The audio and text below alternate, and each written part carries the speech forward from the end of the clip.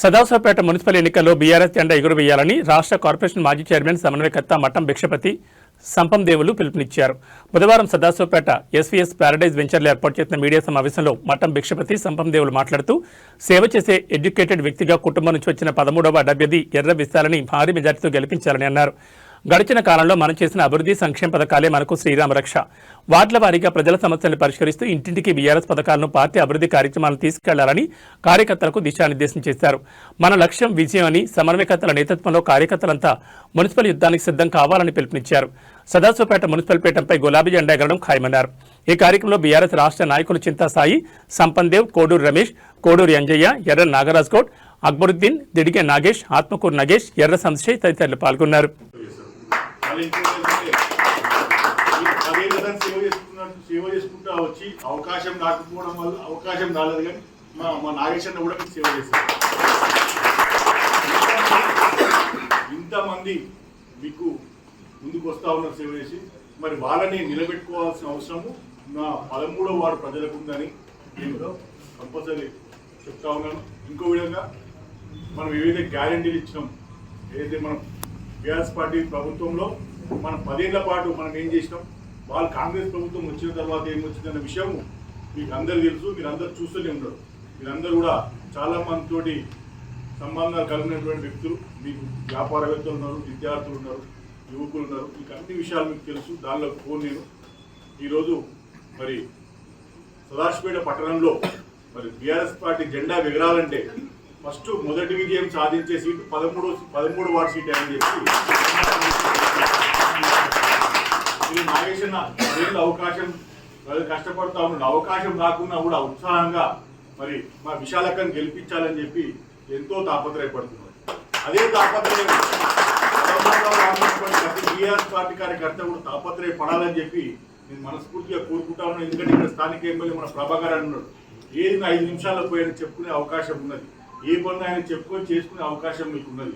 అదేవిధంగా నాగేశ్వర మీకు అందుబాటులో ఉంటాడు, మన నారాధన అందుబాటులో ఉంటాడు, సంక్షేమ అందుబాటులో ఉంటాడు. నేను అక్కను చూసినప్పుడు అనుకున్నా తను సేవ చేసే గుణం ఉన్నటువంటి వ్యక్తి అని. ఆ రోజు అక్క మొదట్లో వచ్చినప్పుడే అనుకున్నా. తను చూస్తే కూడా పాప అందరికి సేవ చేసే గుణం ఉన్నటువంటి వ్యక్తి. ఇట్లాంటి వ్యక్తులు ముందుకు వచ్చినప్పుడు వాళ్ళని నిలబెట్టుకోవాల్సిన అవసరం మనందరి ప్రజలకు కూడా ఉందని చెప్పి తెలియజేసుకుంటూ ఎడ్యుకేటెడ్ విద్యావంతులు, ఎందుకంటే సమర్థత ఉన్న వాళ్ళు రాజకీయంలో లేనప్పుడు అసమర్థులు వచ్చి మనం పాలిస్తాం. కాబట్టి సమర్థులు వచ్చినప్పుడు వాళ్ళు నిలబెట్టుకోవాల్సిన అవసరం కూడా మనం లేదు. మీకు అన్ని విధంగా లీగల్గా అయినా పొలిటికల్గా అయినా సేవా కార్యక్రమాలు అయినా ఏదైనా కూడా ఆ కుటుంబము మీకు అండగా ఉంటుంది. మరి ఇంతకుముందు అంజయ్ సీట్ అన్నప్పుడు మాకు తెలియదు. మరి ఆయన బీఎస్పీ రాష్ట్ర అధ్యక్షుడిగా పనిచేసిన విషయం మాకు తెలియదు. మరి కోటరంజన గారు చెప్పారు. మరి అంత పెద్ద కుటుంబంలో నుంచి మరి వారి సేవ చేయడంలో మీ ముందుకు వచ్చారు. మరి వారు పార్టీ గౌరవం నిలబెట్టుకుంటూ మీరందరూ కూడా వారి గౌరవం నిలబెట్టే విధంగా పనిచేయాలని కోరుకుంటా ఉన్నారు. మరి ఒక సమస్య ఉందని చెప్పి 13వ వార్డు మనం అంజేసేటు మరి ఏంటంటే మరి అందరూ కూడా ఇష్టమే అంటారు. మరి ఎవరి ఇష్టం తెలియదు అని అంటారు. మరి అట్లాంటప్పుడు మనం చాలా గట్టిగా పనిచేయాల్సిన అవసరం ఉంటుంది. ప్రతి ఒక్క ఇంటికి పోయి మరి మన గ్యారెంటీ కార్డులను చూపించుకుంటూ ఎక్స్ప్లెయిన్ చేసుకుంటూ వాళ్ళు కాంగ్రెస్ చేసినటువంటి మోసాలు ఏంది, మరి టీఆర్ఎస్ ప్రభుత్వం వచ్చినాక మన ప్రభాకరన్ ఆధ్వర్యంలో చెప్పినటువంటి అభివృద్ధి కార్యక్రమాలు ఏమి అని క్లియర్గా ప్రతి ఇంటికి పోయి 15-20 నిమిషాలు వాళ్ళ కూర్చొని ఎక్స్ప్లెయిన్ చేసి వాళ్ళకి దండం పెట్టి బతినాడి వామనాడి ఏదో ఒకటి చేసుకొని సరే వాళ్ళ ఓటు సంపాదించుకునే ప్రయత్నం చేయాలి. ప్రతి ఒక్కరం కూడా 11వ తారీఖు దాకా ప్రతి ఒక్కరం కూడా ఎక్కడ వేరే పనులు పెట్టుకోకుండా 11 వరకు అందరూ కూడా మరి నాగరాజన్న కోసం పనిచేస్తే 5 ఏళ్ల పాటు నాగరాజన్న సంక్షేమ కూడా మీ అందరి కోసం పనిచేస్తారని చెప్పి మనస్ఫూర్తిగా కోరుకుంటూ అందరూ కూడా మరి విశాలక్కను గెలిపించాల్సిందే. మొట్టమొదటి సీటు మరి 13వ వార్డే అయి ఉండాలని చెప్పి నేను మనస్ఫూర్తిగా అందరి సేవ చేసే గుణం ఉన్నటువంటి గొప్ప వ్యక్తులు. అలా మీకు విశాల్ గారితో పాటు విశాల్ గారు మీకు సేవ చేస్తారు, అన్న నారాధన సేవ చేస్తాడు, మీకు సంక్షేమ కూడా సేవ చేస్తాడు. మళ్ళీ ఇంకోటి ఏంటంటే మీకు 10 ఏళ్ళ సార్ సేవ చేసుకుంటా వచ్చి అవకాశం రాకపోవడం వల్ల అవకాశం రాలేదు, కానీ మా నాగేశ్వరని కూడా మీకు సేవ చేస్తారు. ఇంతమంది మీకు ముందుకు వస్తా ఉన్నారు సేవ చేసి, మరి వాళ్ళని నిలబెట్టుకోవాల్సిన అవసరము నా 13వ వార్డు ప్రజలకు ఉందని నేను కంపల్సరీ చెప్తా ఉన్నాను. ఇంకో విధంగా మనం ఏవైతే గ్యారంటీలు ఇచ్చినాం, ఏదైతే మనం బీఆర్ఎస్ పార్టీ ప్రభుత్వంలో మనం 10 ఏళ్ల పాటు మనం ఏం చేసినాం, వాళ్ళు కాంగ్రెస్ ప్రభుత్వం వచ్చిన తర్వాత ఏమొచ్చిందన్న విషయము మీకు అందరు తెలుసు, మీరు అందరు చూస్తూనే ఉన్నారు. మీరందరూ కూడా చాలా మందితోటి సంబంధాలు కలిగినటువంటి వ్యక్తులు, మీకు వ్యాపారవేత్తలు ఉన్నారు, విద్యార్థులు ఉన్నారు, యువకులు ఉన్నారు, మీకు అన్ని విషయాలు మీకు తెలుసు. దానిలో నేను ఈరోజు మరి సదాశివపేట పట్టణంలో మరి బీఆర్ఎస్ పార్టీ జెండా ఎగరాలంటే ఫస్ట్ మొదటి విజయం సాధించే సీటు 13 వార్డు సీట్ అని చెప్పి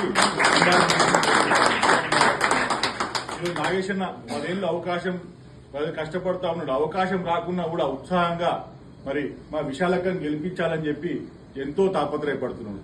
అదే తాపత్రయం 13వ వార్డున్నటువంటి ప్రతి బీఆర్ఎస్ పార్టీ కార్యకర్త కూడా తాపత్రయపడాలని చెప్పి నేను మనస్ఫూర్తిగా కోరుకుంటాను. ఎందుకంటే ఇక్కడ స్థానిక ఎమ్మెల్యే మన ప్రభాకర్ అని ఉన్నాడు.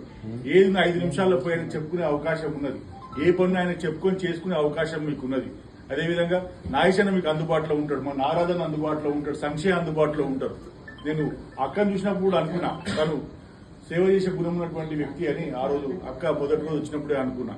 దాన్ని చూస్తే కూడా పాప అందరికి సేవ చేసే గుణం ఉన్నటువంటి వ్యక్తి. ఇట్లాంటి వ్యక్తులు ముందుకు వచ్చినప్పుడు వాళ్ళని నిలబెట్టుకోవాల్సిన అవసరము మనందరి ప్రజలకు కూడా ఉన్నదని చెప్పి కూడా తెలియజేసుకుంటూ ఎడ్యుకేటెడ్ విద్యావంతులు, ఎందుకంటే సమర్థత ఉన్న వాళ్ళు రాజకీయంలో లేనప్పుడు అసమర్థులు వచ్చి మనం పాలిస్తారు. కాబట్టి సమర్థులు వచ్చినప్పుడు వాళ్ళు నిలబెట్టుకోవాల్సిన అవసరం కూడా మనం ఉంటుంది. మీకు ఈరోజు అన్ని విధంగా లీగల్ గా అయినా పొలిటికల్ గా అయినా సేవా కార్యక్రమాలైనా ఏదైనా కూడా ఆ కుటుంబము మీకు అండగా ఉంటుంది.